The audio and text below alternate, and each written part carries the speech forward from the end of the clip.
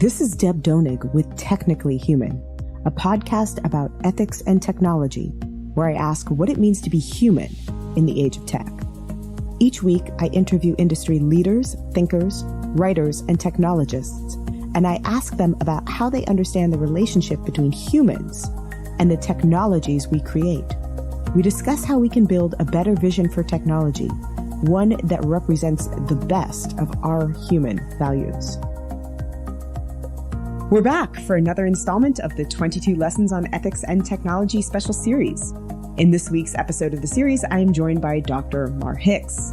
Professor Mar Hicks is a historian of technology, gender, and labor, specializing in the history of computing. Dr. Hicks's book, Programmed Inequality, published by MIT Press in 2017, investigates how Britain lost its early lead in computing by discarding the majority of their computer workers and experts, simply because they were women. Dr. Hicks's current project looks at transgender citizens' interactions with the computerized systems of the British welfare state in the 20th century, and how these computerized systems determined whose bodies and identities were allowed to exist. Dr. Hicks's work studies how collective understandings of progress are defined by competing discourses of social value and economic productivity, and how technologies often hide regressive ideals while espousing revolutionary or disruptive goals. Dr. Hicks also is the co-editor of a volume on computing history called Your Computer is on Fire, published by MIT Press in 2020. Dr. Hicks runs the Digital History Lab at Illinois Tech. Hi, Mar. Hi. So, Mar, there's a lot to cover today because your work is so expansive, and we have a very large topic, which is gender disparity in STEM education and women in computing. But maybe let's start off with your book, Programmed Inequality, which investigates how Britain lost its early lead in computing by discarding the majority of their computer workers and experts simply because they were women. What led you to want to write about this history? Well, as it happens, as it so often happens, it was an interest that sort of arose out of things that I had seen in the rest of my life. I was working as a Unix systems administrator at the time, and one of the striking things about that job was that I was working with a workforce of 20-something people who were predominantly men. However, our big bosses, who are of an older generation, they were all women. And we would have these conversations about, well, isn't that funny? That's sort of the reverse of what you would expect if we have, labor equity and gender equity progressing over time. And our bosses would tell us it's not that simple. It's not a linear progression narrative. There used to be a lot more women in computing. And in fact, my mother had been a computer programmer, but I hadn't ever thought of that in terms of historic demographic and labor shifts. And when I, started seeing things around me like that, I had majored in history as an undergraduate, but then doing that work got me more interested in the history of technology and the history of computing in particular.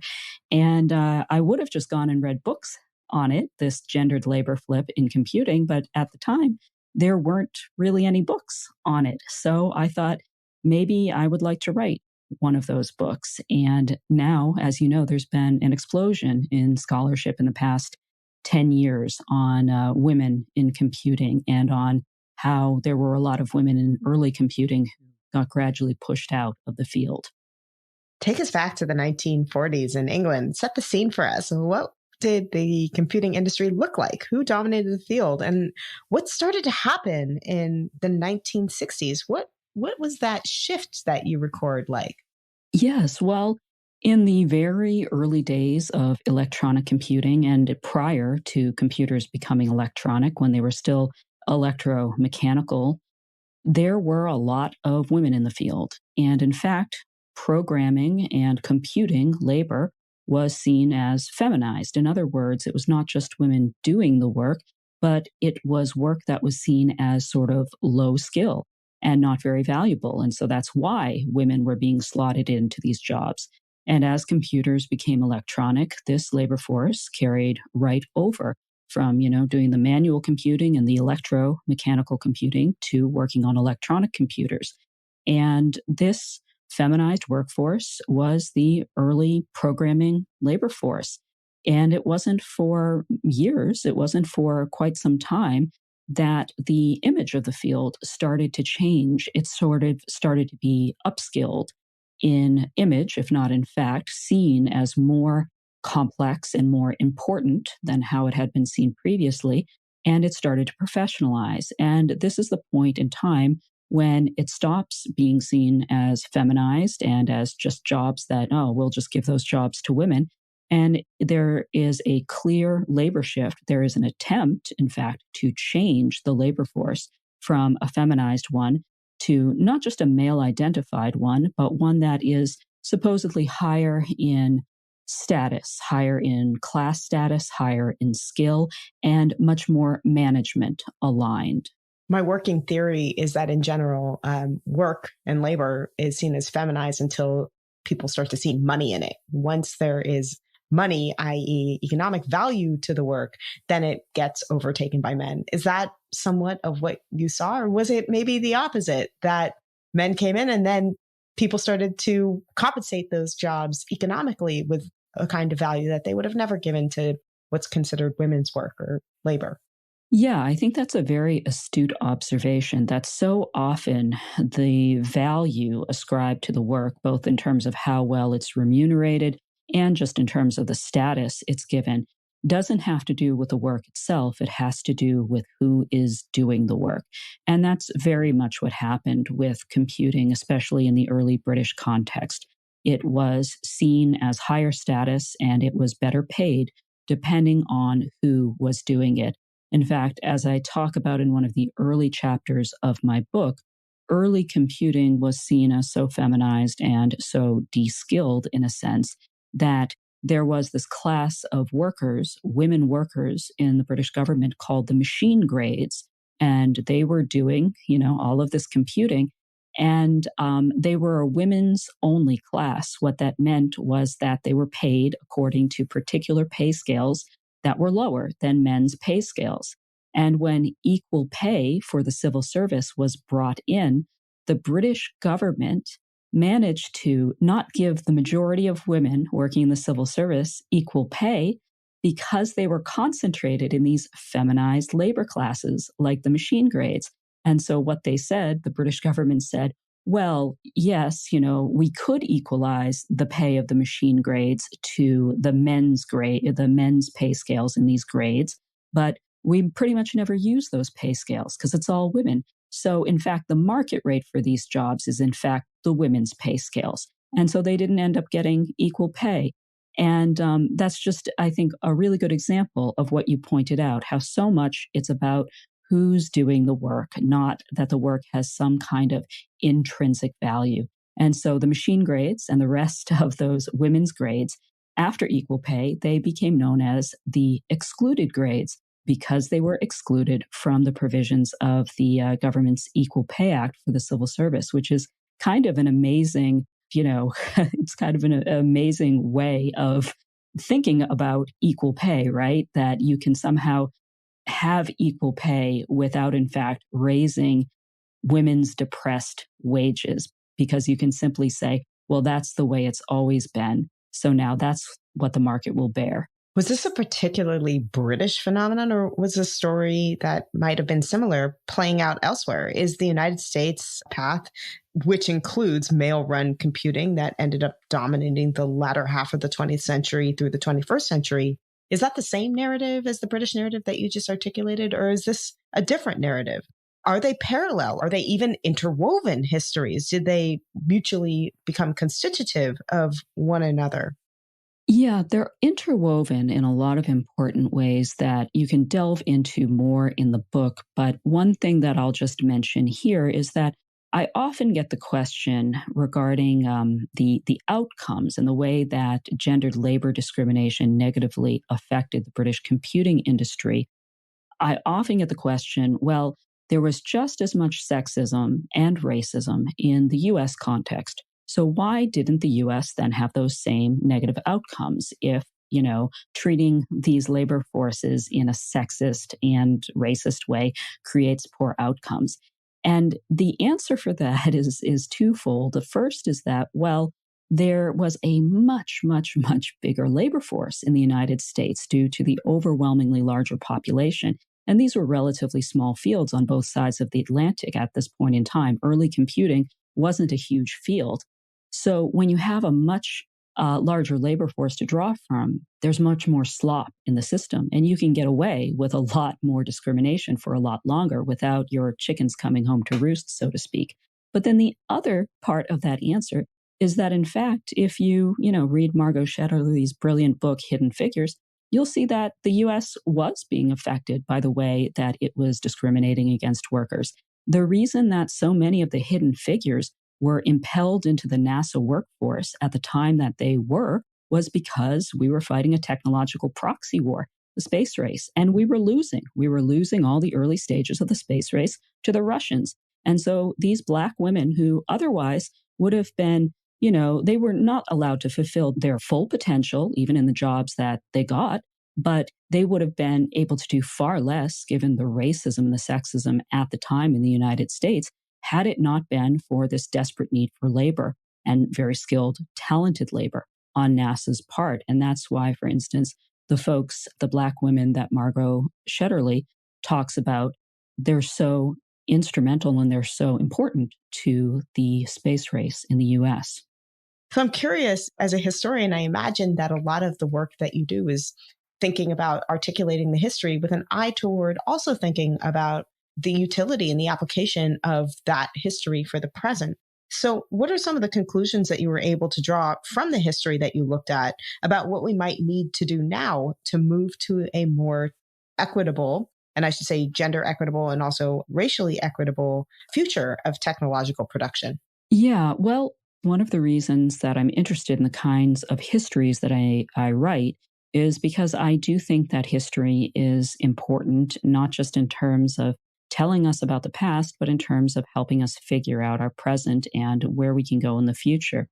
And that's why I think that, failure stories, depressing though they may be, are really important.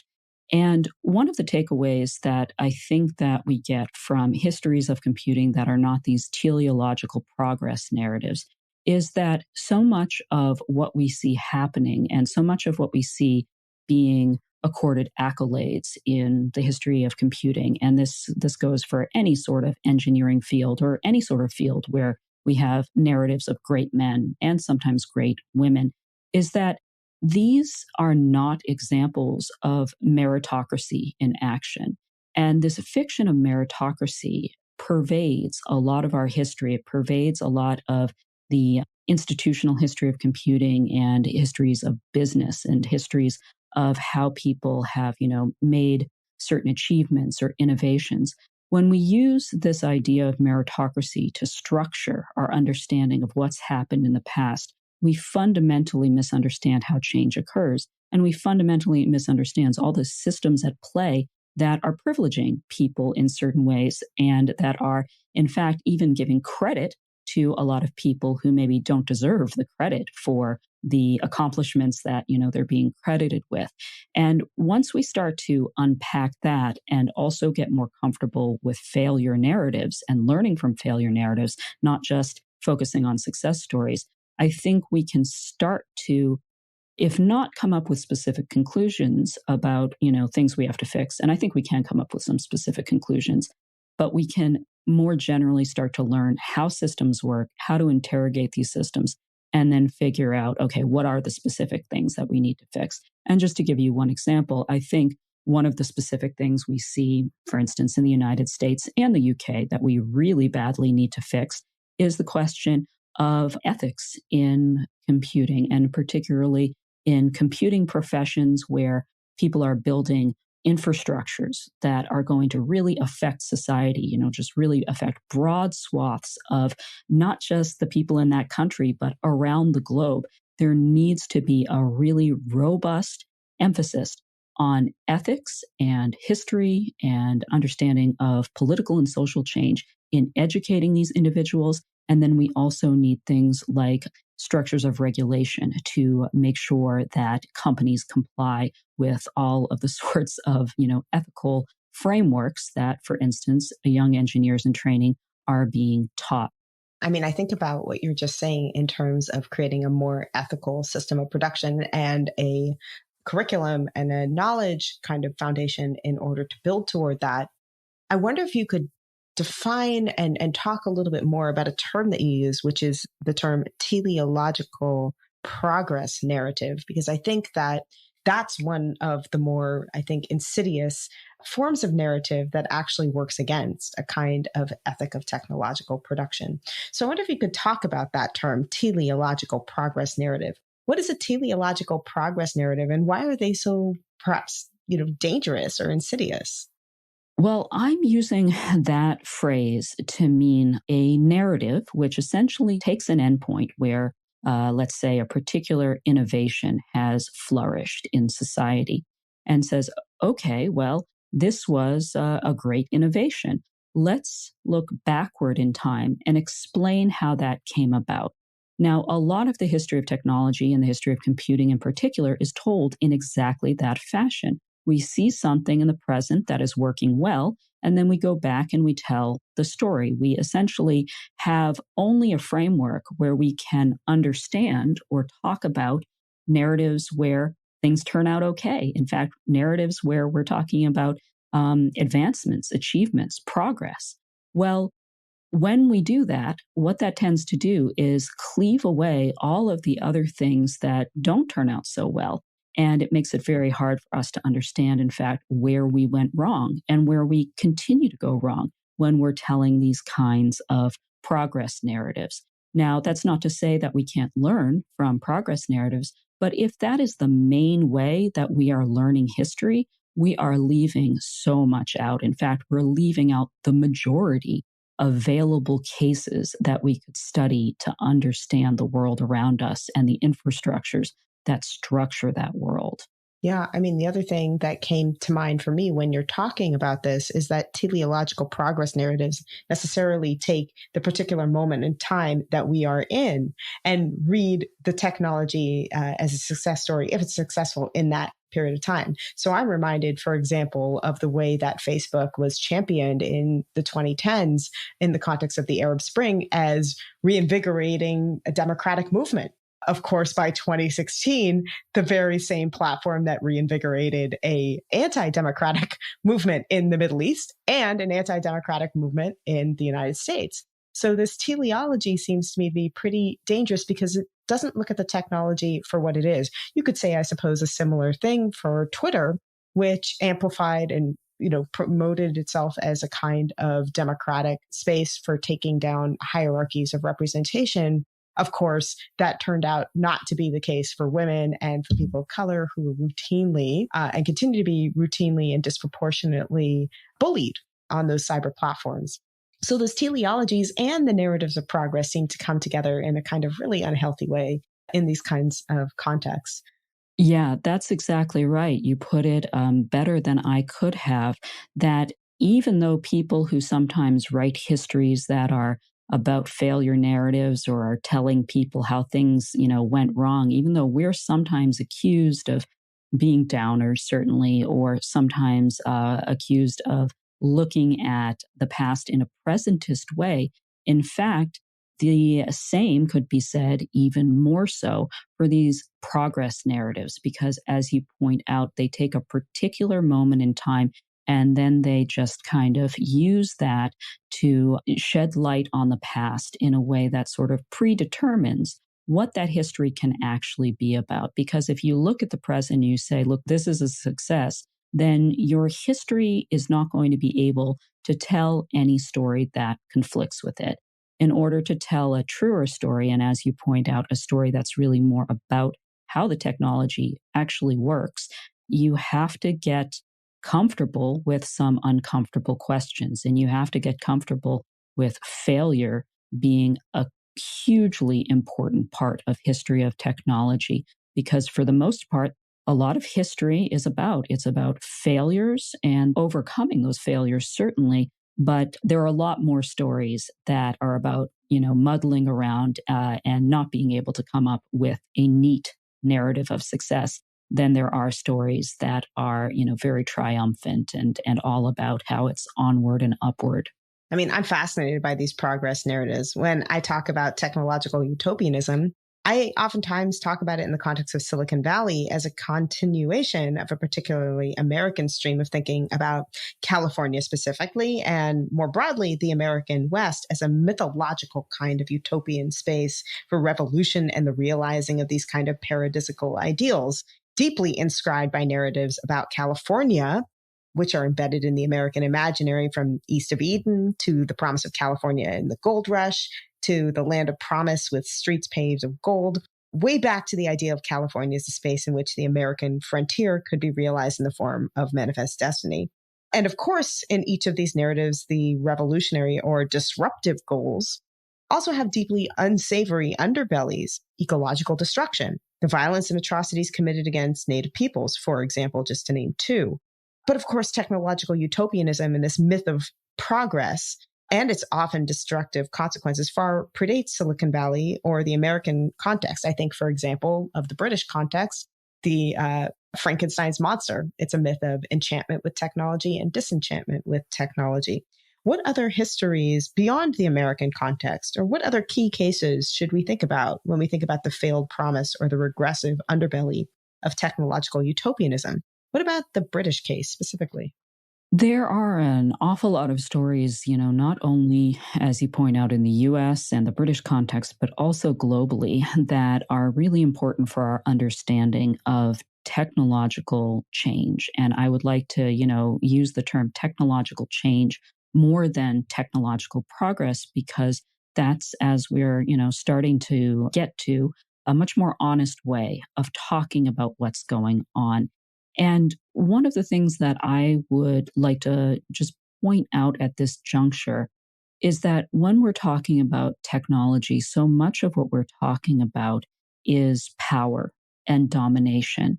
And when we insert that more clearly into our narratives of high tech, then we can understand how even when things turn out to maybe have a happy ending, or they turn out to do things that seem progressive, there's almost always a losing party. There's almost always a group of people who are being subject to the will of the people who are in charge of deploying that technology. So, just to give an example from the British context, when earlier on in the computing era, when the British are doing pretty well, let's take it back really to the beginning of electronic computing. The earliest electronic computers that were used to, do something in the real world, they were used for code breaking, and they were used essentially as weapons of war. They were instruments of defense, but also instruments of warfaring. They were the earliest instance of cyber warfare, essentially. And these code breaking computers at Bletchley Park, while you can say, oh, look at all the lives they saved and how they helped turn World War II in favor of the Allies, well, that's also completely tied up in a narrative about, power and warfare and domination. And of course, after World War II, the British see computing as so important as an industry, so important to their national project, because they have lost or are in the process of losing their empire, their imperial territories that they have gone around the world, dominating and injuring other countries and people in order to extract goods and resources. And as their, brutal imperial end starts to come to an end and more countries assert their independence, one of the things that the British think they can do is to use computers as a lever to have sort of an empire 2.0. So they see, for instance, mainframe computers, which grew out of warfare and the aims and goals of the state in a very real way. They see these as potential tools for another type of political domination.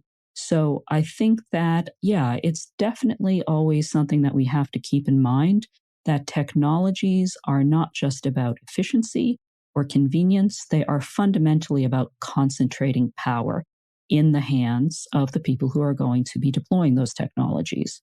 Something else that you talk about in your book, and I'll quote you here, is how, quote, the British case is a parable of how nations can modernize in ways that are not merely uneven, but that actively reconstitute categories of social inequality. Is that what you're talking about in the case that you just gave? Are there other cases in the context of British society that you think are important to mention or to include in that way of thinking about tech?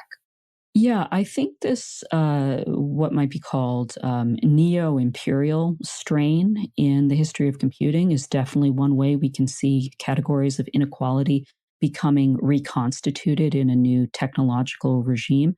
But when I wrote that in the book, what I was talking about in particular in that instance was the way that the British government, British industry, even British society as a whole felt that these machines were going to make things better in a lot of senses.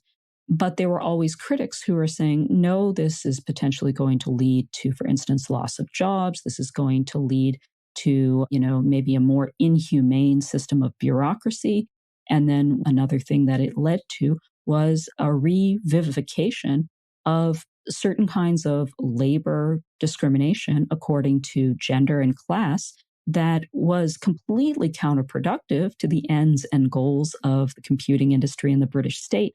But it happened anyway because the focus was on maintaining certain hierarchies of power and certain ways of doing things that were considered to be the right way of doing things. And by that, I mean that certain people were supposed to be in charge and making the decisions, and that wasn't supposed to change, because to change that would have been seen as chaos and decline.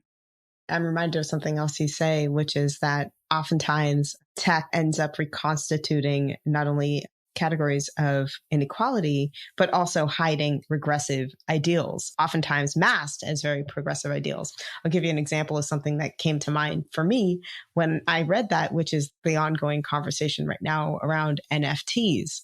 NFT, non-fungible tokens, in the eyes of the kind of utopian vision of that, allows individual creators to retain ownership over their creation, or empowers individual creators in an era where many of the creative activities are run by big conglomerates. Of course, I think about NFTs and I say, that it was the kind of idealism around Web 2.0. It sounds almost identical in Web 3.0 around NFTs. And in fact, it's actually not a utopian ideal. It's a fairly regressive ideal about reducing art to property, reducing property to its market value, and not returning the appreciation for the artistic product itself as a form of value in and of itself. So in actuality, I think this kind of like utopian ideal around NFTs is actually deeply regressive and deeply conservative in that sense. What kind of cases were you thinking about when you wrote that tech thinking can actually use this kind of language to hide regressive ideals? Well, one of the things that you see again and again in the history of technology, and I'm thinking about your example of NFTs, is the way that again and again we have tech bubbles, right? So there was the first internet bubble, which a lot of people became incredibly wealthy off of. And then, of course, the bubble bursts. And there was, the housing bubble, which burst in 2008, causing global economic destruction. And one of the things that I think we're seeing with so many iterations of the techno-utopian dream, or, the next new thing, and we're seeing it with NFTs for sure, is that if people can manipulate markets and use a technological advance to try to make short-term profits for the few who are able to, get in and make those profits, then they will do that. And they will do that at the expense of everyone else. They will do it at the destruction of communal resources, the destruction of the environment, the destruction of labor laws in the case of, the gig economy, for instance. And that's something that we see going back through history for a very long time. I wanted to touch on that term you used just now, which is techno-utopianism. It's something that you talk about in your book, The Computer is on Fire. What is techno-utopianism? How does techno-utopianism perceive the relationship of technology and people? Do they work in symbiosis with one another, or are they in tension with one another? I think that they're definitely in tension, and I'll explain why. So, the book that you referred to, Your Computer is on Fire, which I wrote and collected the essays in it with my three co authors, it's all about the ways that things go wrong, sometimes unintentionally, and then sometimes we can see how the designs of these systems from the start were really problematic. And I'm thinking of one of the co-editors of that book, Kavita Phillip, who also has an essay in the book called "The Internet Will Be Decolonized." She has this great line, and I'm thinking about it because I was recently using it in a talk. She said, "We need stories that showcase the irreducibly political realities that make up the global internet. The continual human labor, the mountains of matter displaced, its diverse material and representational habitats. Acknowledging that the political and the digital cannot be separated might serve as an antidote to the seductive ideals of technological designs untouched by the messiness of the real world." And that last part, untouched by the messiness of the real world, that's the crux of these techno utopian ideals. Now, of course, utopian ideals, they're great as long as they stay ideals. The minute you try to institute them, then you have to cleave away all the messiness of the real world or bulldoze over anybody who gets in the way of this very black and white and sort of simplistic utopian idea. And when you start doing that, of course, it's no longer a utopia, it's a dystopia. And so there's a reason, right, that the root of the word utopia comes from it means no place is not something that can exist without, in fact, doing destruction to anything that currently exists.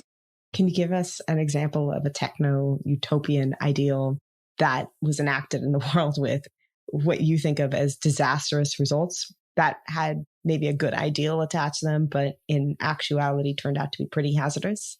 Well, just off the top of my head, I'm thinking about, since I'm a labor historian, I'm thinking about what we call the gig economy, or what was earlier on in a very interesting sleight of hand of PR for the tech industry called the sharing economy. And the idea behind this was that there would be apps that reduced the friction between consumers and people who could provide services for those consumers, so that people could, get those services at a lower cost and much more easily. So take ride sharing apps, for instance.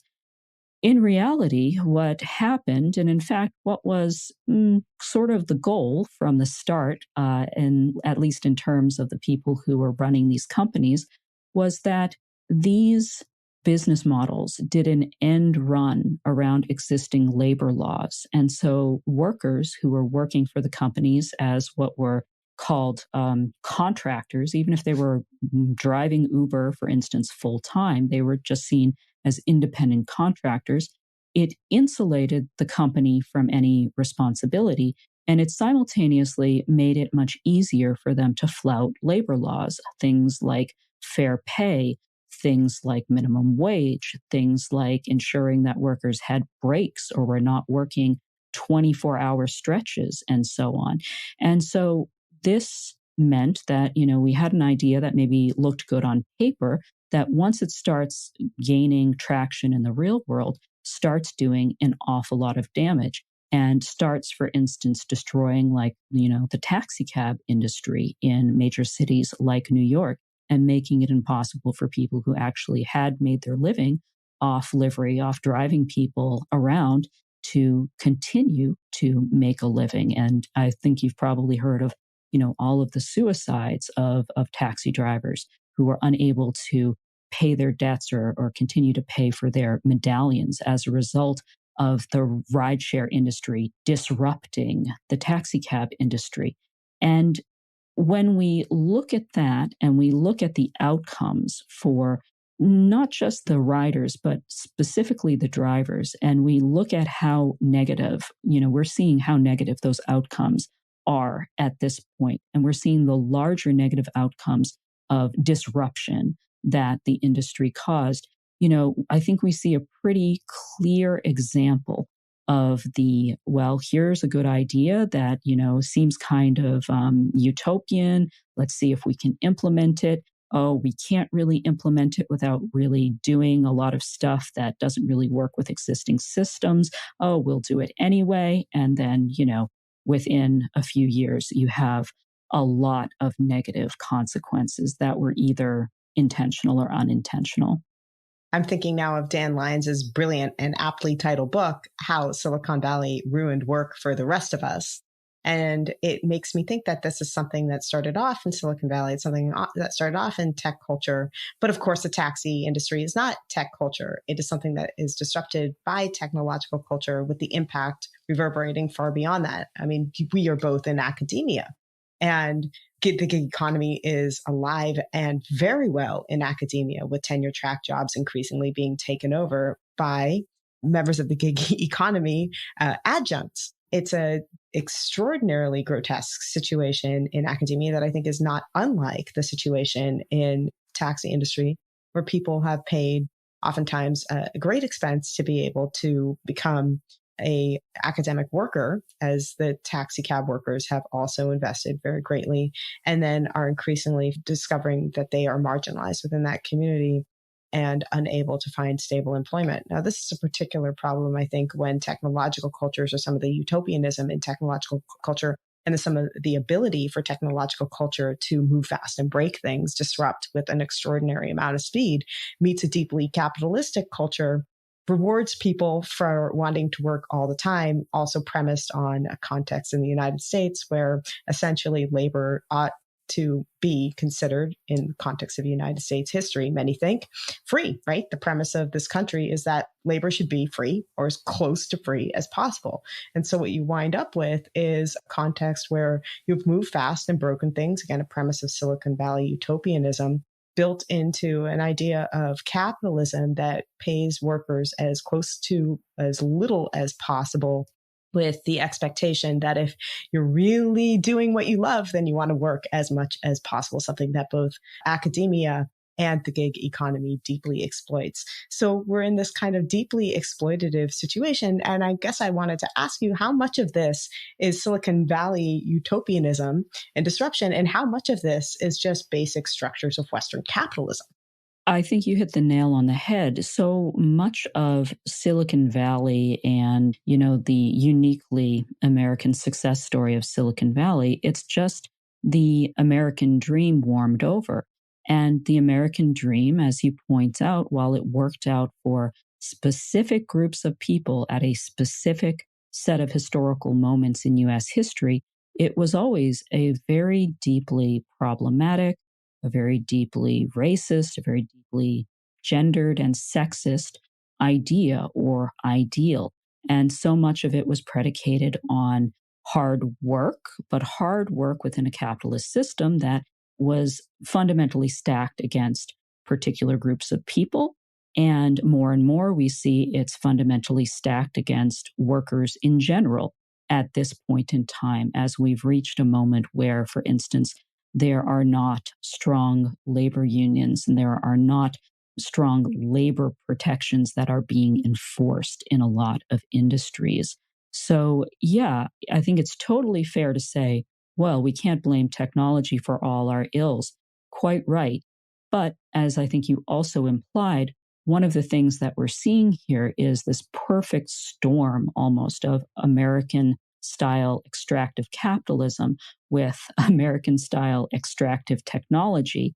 They're working hand in glove, and it's really accelerating a lot of the negative patterns and trends, and it's heightening a lot of the power differences and exacerbating a lot of the discrimination that was already present. And that, I would say, over the course of the 20th century, we were at least politically trying to work to undo to a certain extent, or I should say more exactly, that certain oppressed groups in American society were working very hard and to an extent having success undoing some of the longstanding discrimination in the United States.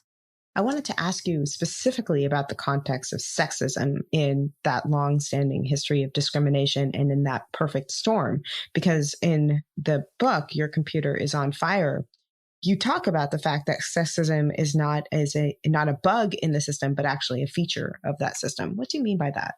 What I mean when I title my chapter in Your Computer is on Fire, Sexism is a Feature, Not a Bug, is that sexism is not working within the systems I describe in a way that it's not supposed to. In other words, it's actually an integral part of the labor systems or the labor that is being provided for these systems of computing. And so it's not a bug. It's not just something that once people recognize it as, oh, that's discriminatory. Okay, that's a bug. We'll fix it. No, it's actually an important part of how the system works. I guess I wanted to tie that back to your previous book, The Post-War Context of Computing in England, because you referenced how the Times of London in 1970 simply but very effectively stated, computers need people. And I'm curious, as a scholar who is deeply invested in the study of technology, gender, and modern Europe, what history does that point us to? Why is it that computers need people? And have we met that call to action?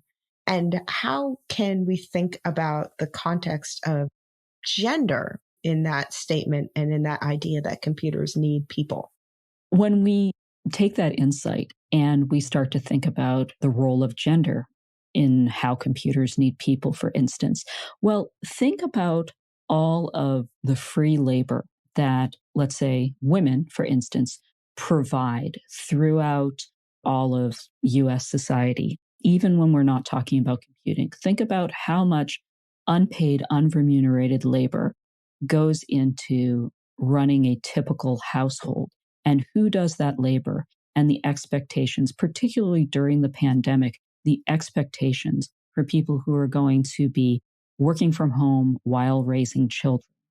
And when we think about that, we can see there's a blueprint for certain ways that expectations are higher for particular groups than other groups. And that carries over into our computing infrastructures. We were talking about the gig economy before. One of the things that was said early on was, oh, how wonderful will these tools be for women, for instance, who have to, pick up their kids from school or go shopping, groceries, and in between they can squeeze in some work. They can, squeeze in some gig economy work. Well, I think that, on the face of it, that sounds pretty good. But when you look at what the companies, well, when maybe it doesn't. But when you look at what the companies were doing, even, at the same time that they were saying these things, it was just a cynical way of taking labor from people who oftentimes weren't used to being paid at all for what they were doing or were used to being paid less and then saying, look, we'll give you maybe a few dollars more. And that is something that, goes back, unfortunately, pretty far in the past. I was just talking to somebody the other day about the history of, women in computing. And I was mentioning a case where there was a woman who was pretty high up at IBM early on, and she was actually at a level where she was starting to manage people. She was managing men, in fact. And at a certain point, she found out that she was being paid less than half, I believe it was, of what her male employees were being paid. Yeah. And the surprise ending was not a surprise to anybody who is watching the news and knows that across industries, this is consistently discovered to be the case when it is discovered.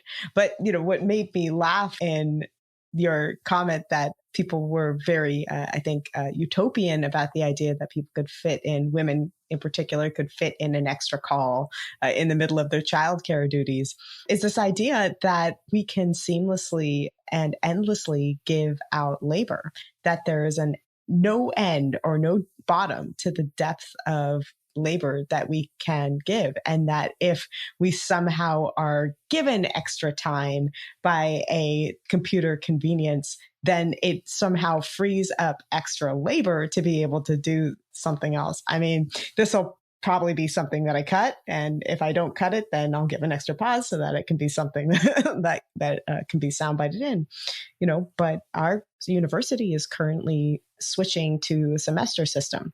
And right now we teach a 3-3-3 load on quarters.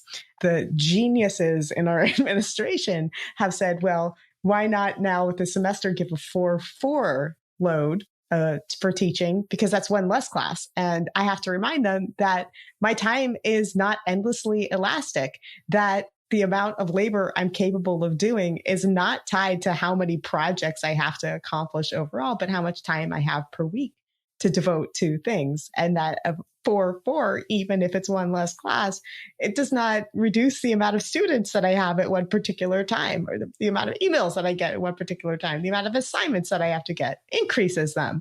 And so this idea, and you can end this part that maybe we'll cut out, but the idea that a woman's labor is now in the capacity to be escalated simply because of a computing convenience does not at all, I think, identify what the source of labor really is tied to, which is not necessarily the convenience of something, but the amount of time and the amount of energy we have to devote to something, which is not endless and which is not in many ways mitigated by more expedited computing processes. In fact, I think that these computing processes are oftentimes ways to offload extra labor by, for example, administrators in a number of industries back onto the laborer, who then has to account for the kinds of computing practices that would have ordinarily been done by an administrative person. That really reminds me of one of the examples that I talk about in the chapter in Your Computer is on Fire, where there's this great photo that I was given that shows a woman who is working from home. She's programming from home while her young child, her baby, who kind of is just able to stand, is looking up, looking on as she's doing her programming work. And so she's taking care of kid while doing her job as a programmer. And the work that she's doing in that instance is actually programming the black box for the Concorde, to date, the world's only supersonic passenger civilian jet. So a hugely important high-tech project of the 20th century. And she's doing it while she's simultaneously taking care of her child. And on the one hand, this is sort of a triumph in a sense, because she didn't get forced out completely of the workforce. She was allowed by this feminist software startup, actually in the 1960s, to work from home and to continue her career, fulfill her potential as a technical worker, and mind her children, watch her children, care for them at the same time. But of course, as you point out, it's kind of a paradox, because that means that essentially you're parallel processing. You're doing two jobs at the same time, and you still only have one CPU, figuratively speaking.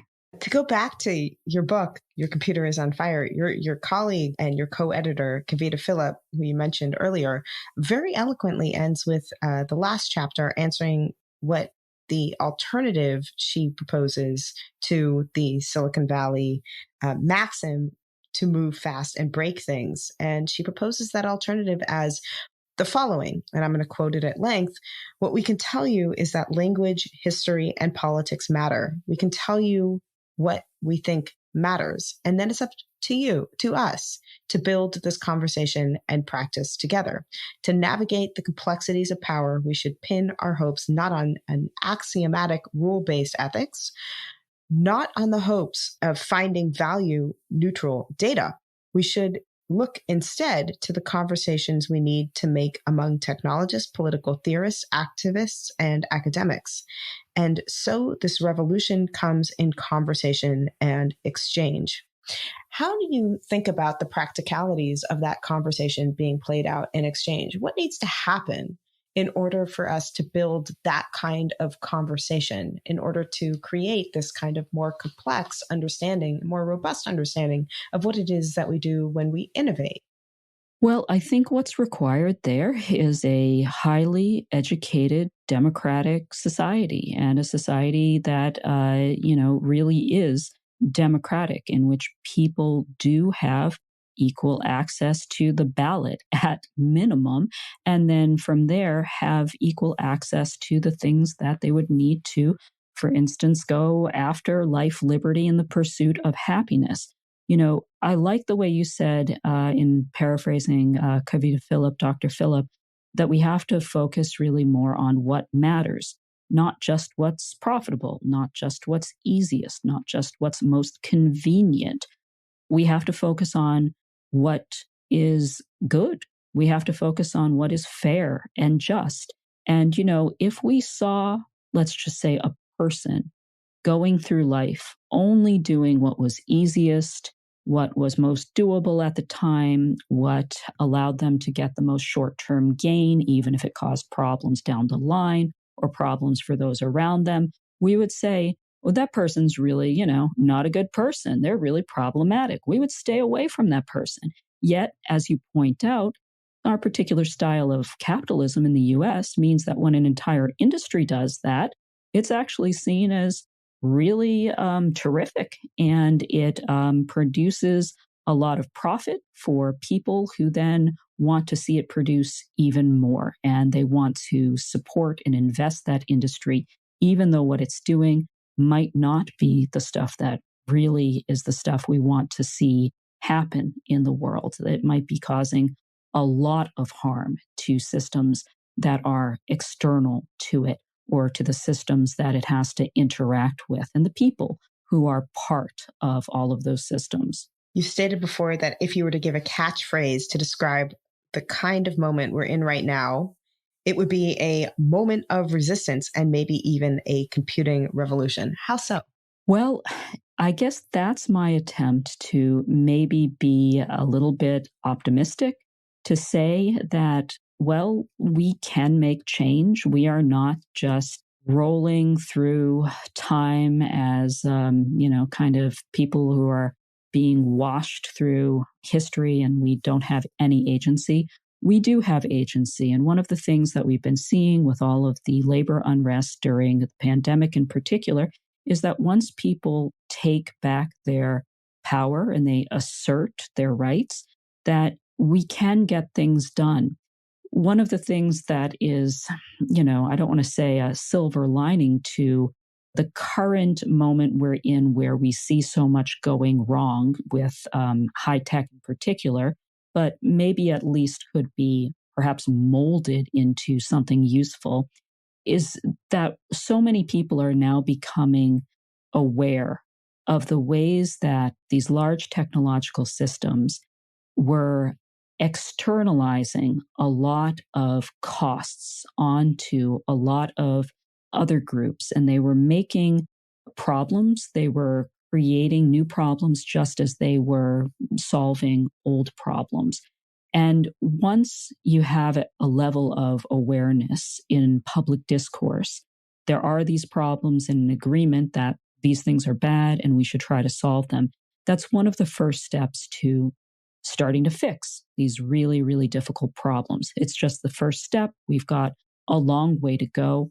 We'll need more, for instance, labor organization. We'll need more pushes to, democratically control some of these out of control industries through regulation and other means. It's heartening to me, though, that we're seeing some of that. We are seeing labor pushback. We are seeing on a state level in several states, for instance, that surveillance technologies have been banned, that certain types of facial recognition technologies have been banned. Those are steps in a direction that leads me to believe we might be on a path towards positive change. And by positive change, I mean an attention to what is fair, what's just, what is going to set us up as a society, a democratic society, hopefully, for long-term success, not just short-term profit. The context for this series is thinking about the role of the humanities and humanistic-driven inquiry in the context of technological culture and production. What value do you see that the humanities as a set of disciplines and humanistic values as a tradition playing, or what role can they play in cultivating a better understanding of and thinking about what we do when we envision, design, and create technologies?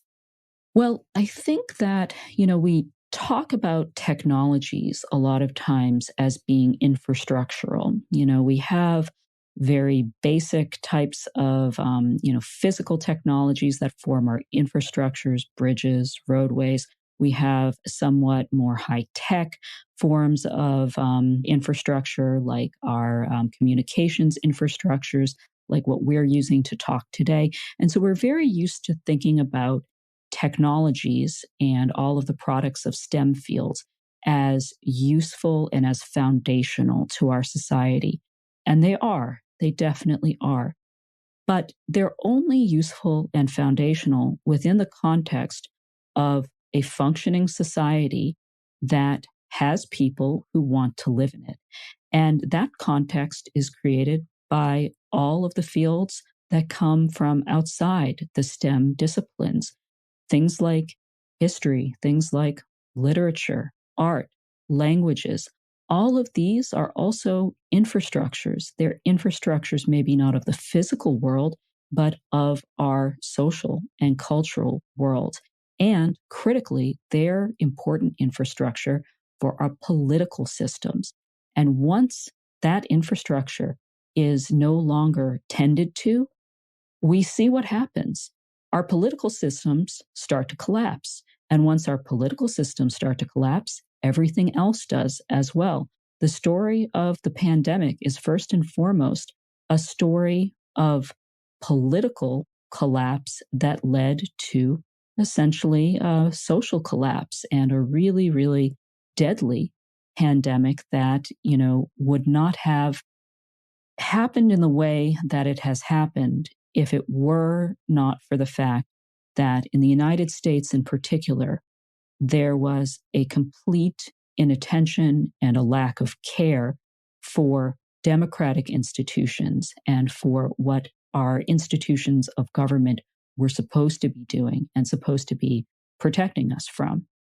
Last question. This series, of which this episode is a part, is titled 22 Lessons on Ethical Technology for the 21st Century. What one core lesson would you want to advocate for as a lesson on ethics and technology that you would want listeners to take forward as we move deeper into the 21st century?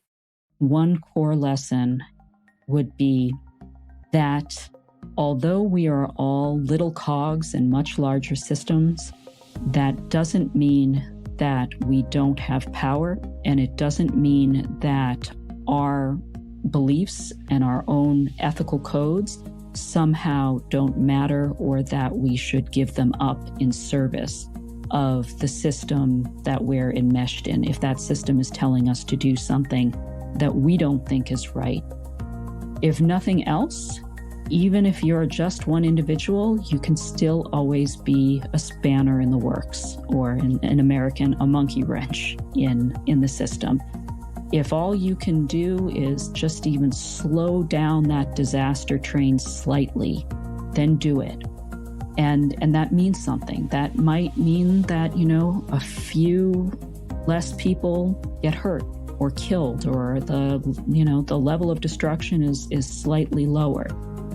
Now, if you can go beyond that and you can get together with your coworkers, your community, with your peers in multiple senses, and you can start to build power as a group, that's even better. That's even more important. But I think one of the most important lessons for me as a person, and that I try to convey to my students, is that history doesn't happen to you. You are still a part of it. You have agency. And there is a fine line between understanding that you're part of systems that came before you and that will continue long after you're dead, and becoming completely fatalistic, apathetic. Maybe the core lesson I'd like to convey is that not only do your ethics matter, but they do have power if you try to enact them. Thank you very much, Mar. Thank you for having me. The 22 Lessons in Ethical Technology series is co-sponsored by the National Science Foundation and the Cal Poly Strategic Research Initiative Grant Award. The show is written, hosted, and produced by me, Deb Donig, with production support from Matthew Harsh and Lee St. John. Thanks to Jake Garner and Emma Zimbro for production coordination. Our head of research for this series is Sakina Nuruddin. Our editor is Carrie Caulfield-Eric. To learn more about the 22 Lessons on Ethical Technology series, visit www.etcalpoly.org. And don't forget to subscribe to the show to make sure you don't miss an episode. You can find us on your favorite podcast app, Apple Podcasts, Google Podcasts, Spotify, or wherever you get your podcasts.